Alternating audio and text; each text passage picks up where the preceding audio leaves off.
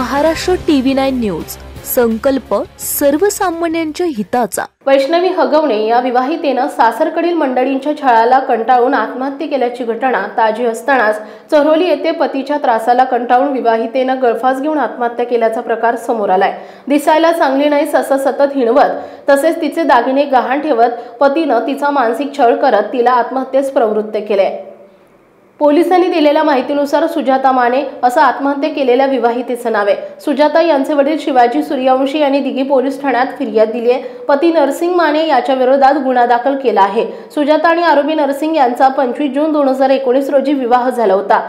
विवाह झाल्यानंतर नरसिंग यानं सुजाता दिसायला चांगली नाही असं म्हणत सतत हिणवत त्यांचा मानसिक छळ केला। वेळोवेळी भांडणं करून शिवीगाळ आणि दमदाटी केली। माहेराहून पैसे आणण्यासाठी दबाव टाकला। फ्लॅटसाठी तसेच आर्थिक अडचण असल्याचं सांगून सुजाता यांचे दागिने नरसिंग यानं गहाण ठेवले।